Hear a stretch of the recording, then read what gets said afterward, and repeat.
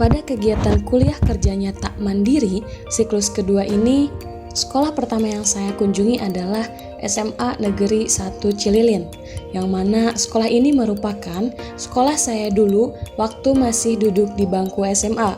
Sekolah ini merupakan salah satu sekolah menengah atas yang tertua di kota Cililin, didirikan pada tahun 1967 dengan status sekolah negeri dan berakreditasi A, yang beralamatkan di Jalan Raya Radio Cililin, Kecamatan Cililin.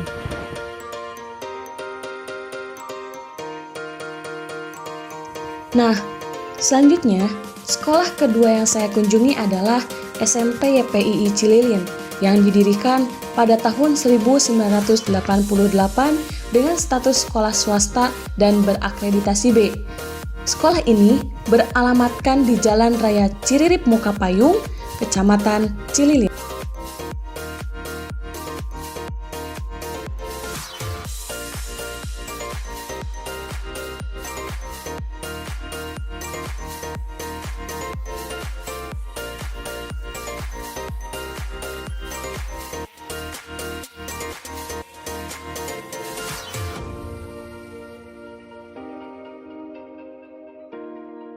Sebelum melaksanakan kegiatan wawancara, hal yang pertama kali saya lakukan adalah membuat sebuah peta konsep ataupun pedoman wawancara, yang mana hal itu akan digunakan ketika proses wawancara berlangsung.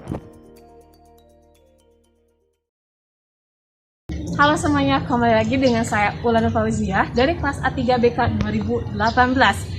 Pada kali ini saya akan melaksanakan kegiatan KKN Mandiri pada siklus kedua, yang mana fokus kegiatan ini adalah pembelajaran daring selama masa pandemi COVID-19.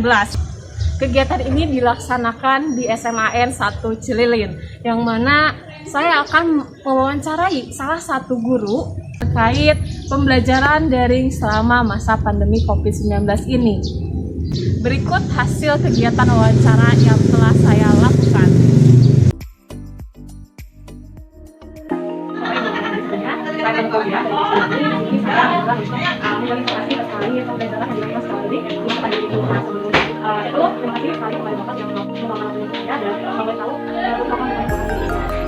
Saya Adrianto, saya lulusan dari Wisma tahun 2012. Saya ngajar dari 2012 di Kampus Suami, tapi sebenarnya 2018 saya ngajar matematika wajib.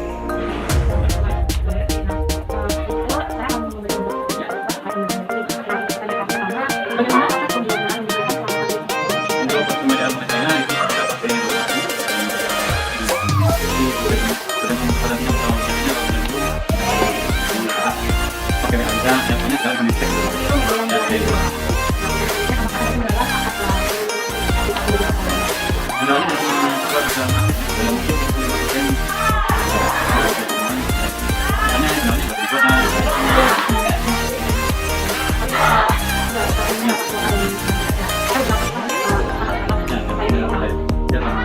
Nah, iya betul Pak.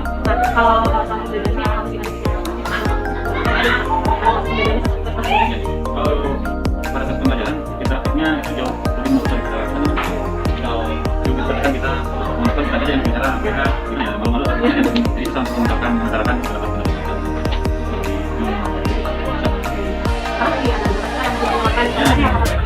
Ya, terusan ini terus selanjutnya terkait pembelajaran ini apa yang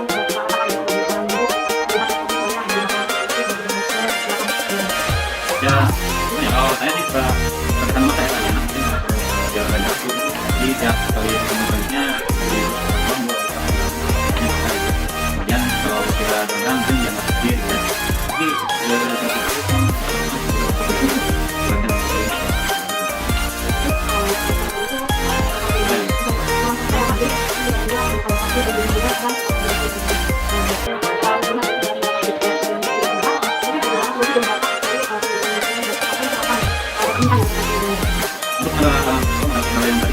yang bahkan yang kita gratis kan kita hadir hadirannya enggak ada kita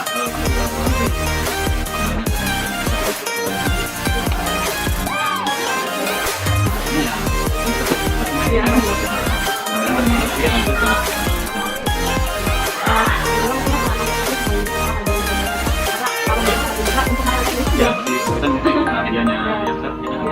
ada materi pembelajarannya. Karena untuk pembelajaran materi itu harus dipakai secara jadi sebagaimana ya Pak. Baik, saat itu saya mungkin hanya maaf kalau saya juga saya pamit dulu Pak.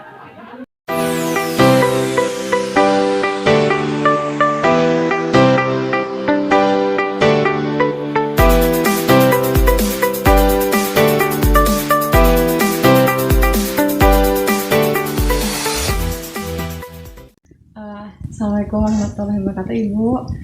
Sebelumnya mohon maaf mengganggu waktunya terlebih dahulu. Di sini saya Maulana Fauziah dari IPB Siliwangi, yang mana tujuan saya menemui Ibu adalah ingin menggali informasi terkait pembelajaran daring selama masa pandemi COVID-19 ini. Nah, kebetulan ini merupakan salah satu tugas dari KKN Mandiri saya. Nah, sebelum itu saya mau tahu dulu nama Ibu mengajarnya di kelas berapa? Baik, perkenalkan nama saya Isma Karmila Subardah. Di SMP YPI ini saya menjabat sebagai guru BK. Kebetulan saya lebih mengajar di kelas 9, lebih menangani kelas 9 khususnya. Baik. Nah, kebetulan Ibu ini sebagai seorang guru BK dan juga menangani kelas 9. Nah, untuk proses layanannya seperti apa, Bu? Karena sekarang kita masih di masa pandemi, apalagi sekarang diberlakukan PPKM di SMP PPI ini, dulu pada saat ada PPKM juga diterapkan layanan melalui sosial media. Jadi siswa itu akan menghubungi guru BK-nya melalui sosial media Facebook, Instagram, ataupun melalui WhatsApp seperti itu. Jadi layanan dilakukan online, kebanyakan online. Berarti media yang digunakan juga sosial media terkait Facebook, Instagram, WA, dan lain sebagainya. Betul. Gitu ya.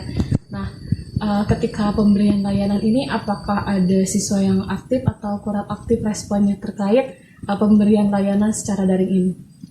Biasanya kalau misalkan daring itu ada saja kendala. Contohnya itu biasanya dari siswa.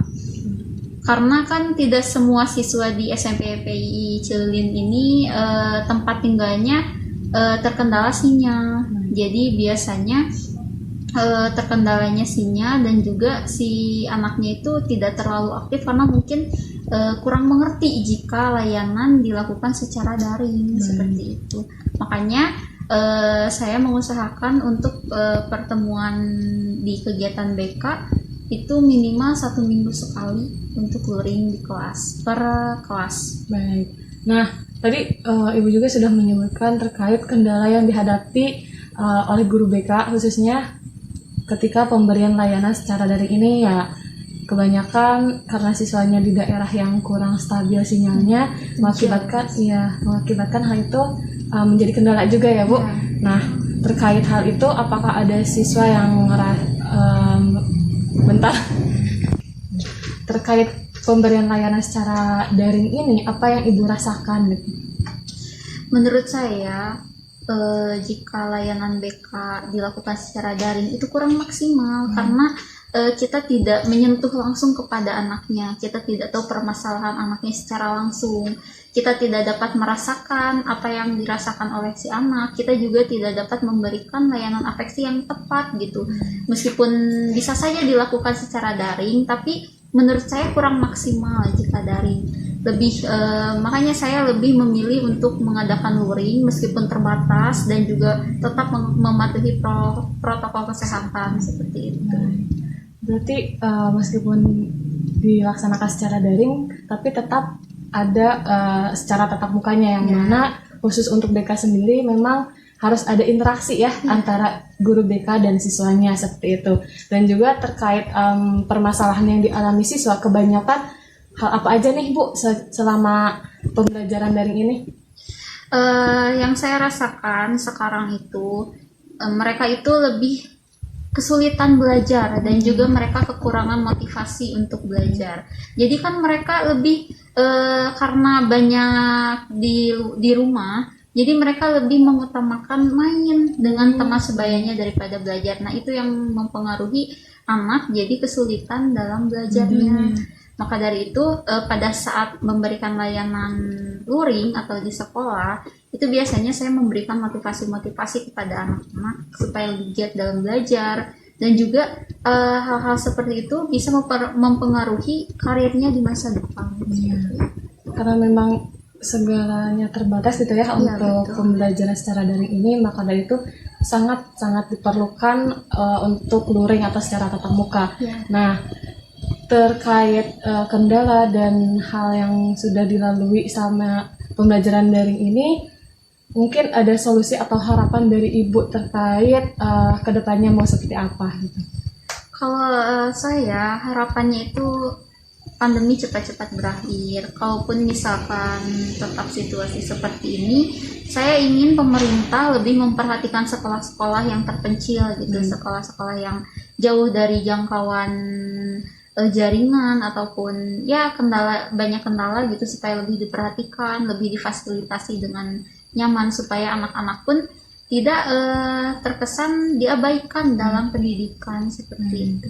Mungkin untuk harapannya gitu ya kepada pemerintah agar memfasilitasi gitu ya terkait pembelajaran secara daring ini, karena memang ada beberapa sekolah yang sulit sekali terjangkau, entah itu akses internet dan hal lainnya. Yang mana hal itu juga sangat mendukung untuk proses pembelajaran secara daring ini ya Bu, khususnya dalam proses layanan bimbingan dan konseling. Baik, sepertinya sudah Ibu, mohon maaf sudah menyita waktu Ibu. Terima kasih sekali lagi saya ucapkan.